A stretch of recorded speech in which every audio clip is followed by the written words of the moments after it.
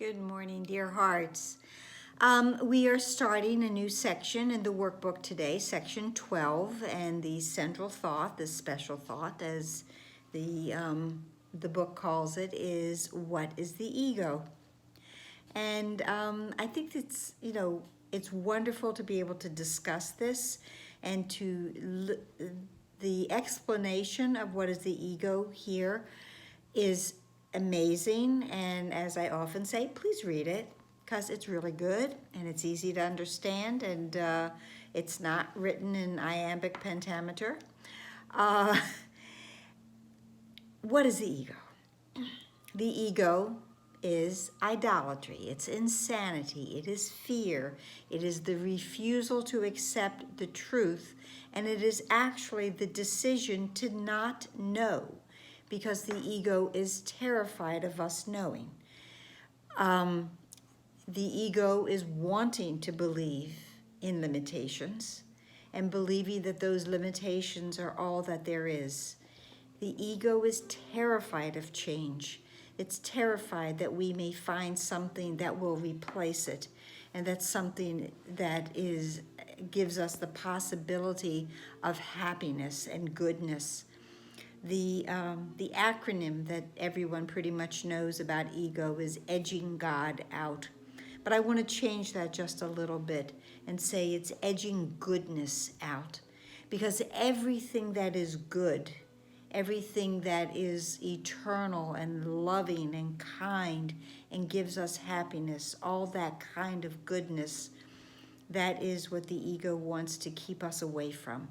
Because having the experience of something that is good in our life will give us the idea that there is even something more than that. There is something more that we can attain, and something more that will give us happiness and peace and joy, and something that gives our life more of a purpose and a reward. The ego doesn't want us to have any of that. Every possible change that we attempt or we make, we think about, to the ego, that is a threat because it threatens our belief in it. And so our belief is paramount to the ego's existence. And if we make any change, it threatens the ego and it lessens the grip of death that the ego has on us. So the ego wants to hold us away from the discovery of anything that is the will of God. The ego is all about darkness, and it's about the crucifixion. And it wants to make us cower and to feel guilty. But the special thought here talks about that, but one act of pure forgiveness lays that lily of forgiveness and upon the altar of God, which resides within each and every one of us. And that one pure act of forgiveness can undo all of the ego's plans and to lessen the grip that the ego has on us, and it can be replaced with the light and the peace and the truth of who we really are and where we really reside. This lesson, this special thought says, the Son of God is egoless.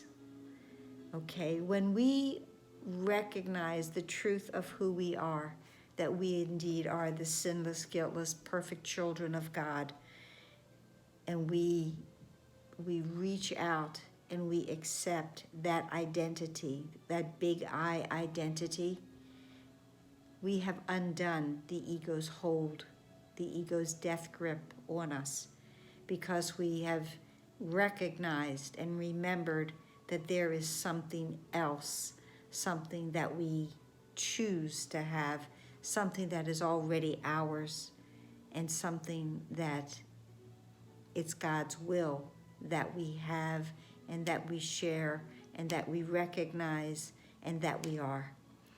So that is this section, the beginning of this section. What is the ego? Remember, because we're starting a new section. This is a 2-video day, so there will be there will be another video in a little while with today's actual lesson, which is lesson 331. How far we have come together this year that we are giving to God. So that's it for now. Please like, please share, please subscribe, and I will see you soon. Namaste.